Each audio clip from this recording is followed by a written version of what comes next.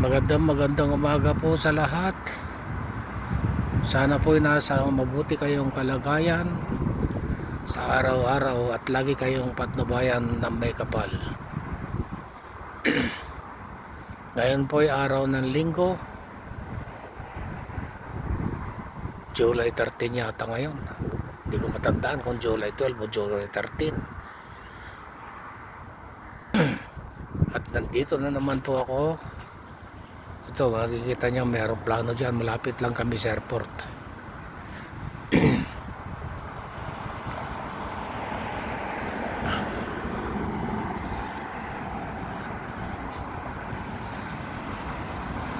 Alam nyo mga kalolo,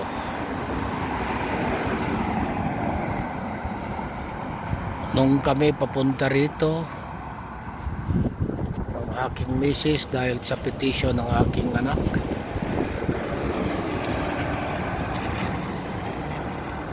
ay gaganda na ang aking buhay.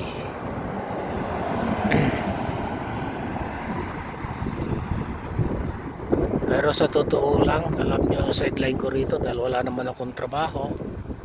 Ako'y nangangalakal para lang magkapera. Kaya sa mga minamahal kong OFW, sana'y magtabi rin kayo ng para sa inyo. Huwag niyong ipapadala lahat sa inyong pamilya.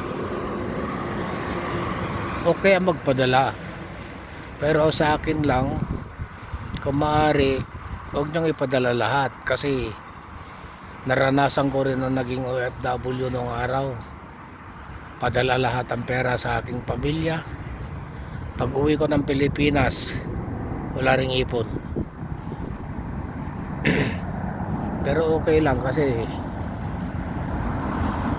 wala namang pagkukunan ng aking pamilya sa araw-araw nilang pamumuhay. Kaya naintindihan ko rin naman. Kaya lang, kung kaya nyo mag-ipon para sa inyong sarili pagdating ng araw, dahil hindi naman lahat ay may kakayahan o kaya tatagal sa magiging OFW. Tayo'y tatanda rin. Baka pagtanda natin ay wala ring nangyari sa ating pag-abroad. Kaya yun lang naman sa akin. Sana meron din kayong maipon para sa hinaharap at kinabukasan nyo. Dahil napunta nga ako rito sa Canada, hindi ko akalain na ako'y magiging mangangalakal. Dahil sa edad ko, may matanda na rin akong pumunta rito. Kaya nga Lolo ang title ng aking vlog, dahil talagang ako'y may edad na.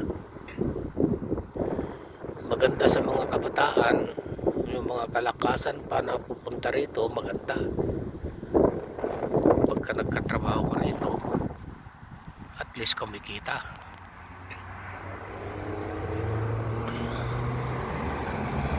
Ang pasasalamat ko lang ngayon,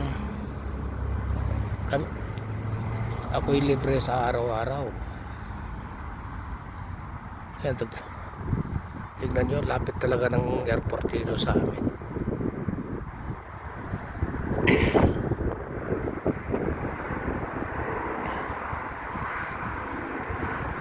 Yan lang po ang aking munting kwento, at sana po naging paalala itong mga sinabi ko sa inyo.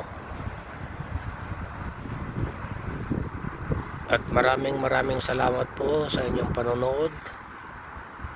Sana po inyong magustuhan. Please like, share, and subscribe. At pakiclick ang notification bell para kayo'y updated sa aking mga munting kaganapan. God bless us all. Bye-bye.